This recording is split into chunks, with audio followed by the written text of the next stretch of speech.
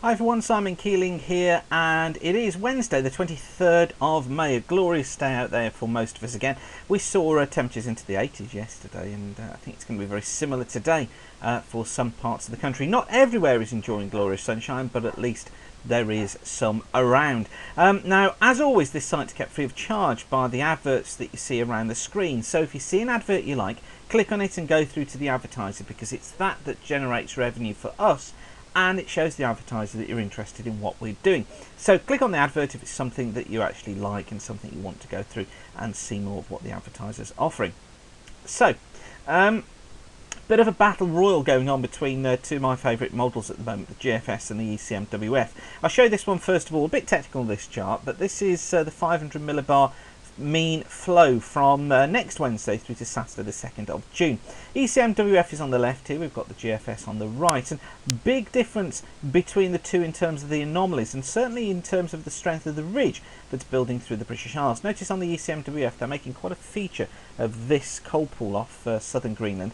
Yes, it's there as well on the GFS, but making far less on the ECMWF for this ridge of high pressure building through the British Isles. Now, if this came true, this would actually mean that across the UK would have more of an unsettled bank holiday weekend, or at least second half of the bank holiday weekend. But with the GFS, that ridge is much stronger, so the high pressure is much more notable. Now, I have to say that out of these two, at the moment, I'm still leaning towards the GFS as being the most likely solution. That ridge, to me, looks a better option than the ECMWF answer, although it must be stressed that ECMWF overall performs better than the GFS. So you see the problem we've got at the moment, but for now I think I'm going to go along the GFS lines. So what about in the longer term? How do things shape up in terms of where we go? Well, this is the forecast from the CFS model. Now, you have to kind of turn your head upside down to view this. This is just the weather charts come out. But this is the forecast for week 1. So this is the forecast valid until the 29th of May. And basically what it's showing us here are the anomalies in the 500 millibar height. So where we've got the reds, that means that the heights are higher than normal. So this is high pressure towards the north of the British Isles, so maintaining this easterly flow and the mainly dry weather that we've got this week. The week 2 forecast, taking us from the 30th of May to the 5th of June, again has high pressure as the dominant feature. But notice that heights are nearer normal down to the south of the country. So this is hinting at this idea of more southern areas perhaps being prone to some showers at times, but high pressure tending to dominate across the northern half of the country. Now, if we look at week 3 and 4, which take us into the 6th to the 12th of June, still we've got higher than normal heights, but not as high as it was. So perhaps what we might find during this period is, yes, it's going to be drier, and there may be a few showers, though. This pattern, probably a weak westerly flow, so bits and pieces of rain around at times. Not a great deal, but certainly something there, although emphasis on drier weather. And then from the 13th to the 19th of June, well, still the heights are above normal, but only just. So again, and lower than normal here in Greenland. So this would hint at a jet stream coming around to the up from the southwest across Ireland, Scotland, so perhaps some rain there, or wetter conditions there. Maybe some bits and pieces of rain across England and Wales, most of it for West Wales and southwest England, but still going towards dry weather. But I still maintain this period, the middle part of June, as being a changeover to wetter conditions. We'll have to wait and see what happens there, but for now let's take a look at how things shape up in the coming days. These charts are from weatheronline.co.uk, and the time is here, top left hand corner. So if we work through these, this is the chart for 9 o'clock this morning. Here it is this afternoon.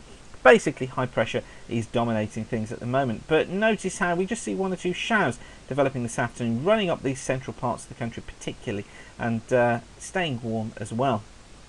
Overnight tonight we stay generally dry, but as of this morning we could find some lower cloud drifting into the east for Thursday morning, but generally many areas look as if they are going to be staying dry and bright with more spells of sunshine.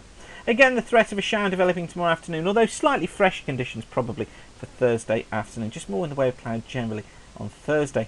Into Friday, so we find this east to southeasterly flow strengthening across the south. Could become quite strong at times, but generally looks as if most places are going to be dry, with those winds increasing into Friday afternoon. These are easterlies blowing at about 25 to 30 knots, so it could be force 6 or even force 7 through the channel and down these eastern coasts on Friday afternoon, but generally, as you can see, most places dry.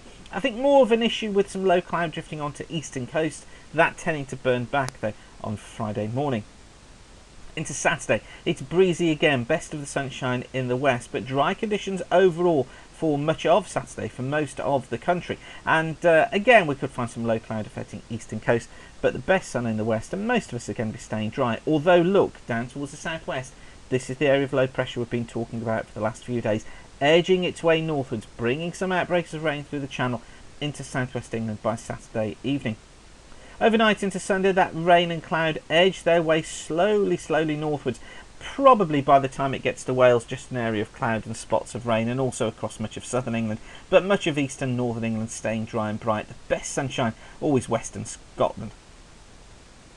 As we head into Sunday afternoon, so we just find cloudier conditions for England and Wales. Outbreaks of rain across Ireland, western parts of Wales and southwest England as well, but generally for most it should be a dry day. And then on Monday, well, hints at the moment are that yes, we'll see cloud across the south and perhaps 1 or 2 spots of rain in the east where there could be some low cloud, but generally looks like fine conditions again. More in the way of cloud and rain affecting western parts of Ireland. And then through the week next week, we find that high pressure again trying to build in. But look, in the afternoons, the temperatures tending to set off some heavy showers, thundery showers on Monday and Tuesday afternoons. On Wednesday, again, we see those showers around affecting many parts of the country during the course of the afternoon, some of them being quite heavy and also thundery at times, but temperatures are going to be feeling quite warm under high pressure. Similar pattern again as we head in towards next weekend, and then as you've seen, we are going to be seeing these showers and perhaps some cloud and some outbreaks of rain drifting down these eastern coasts during the weekend, but essentially high pressure is still going to be in control of the conditions as we get into the bank holiday weekend. And then as we discussed earlier, still the emphasis on these dry conditions as we get into the first middle part of June. So that's it for now. Thanks for watching, and don't forget the adverts are there for you to click on. If you like what you see, do click on them and go through to the advertise, because that generates revenue for us. But of course, click on the adverts because you want to see what's being offered, not just because they're there. So thanks again for watching. Do keep the sun shining. Just to let you know, I'm working on some forecasts at the moment based on autumn and winter, so hopefully going to get those released to you in the next few days. And thanks for watching. Keep the sun shining. Bye for now.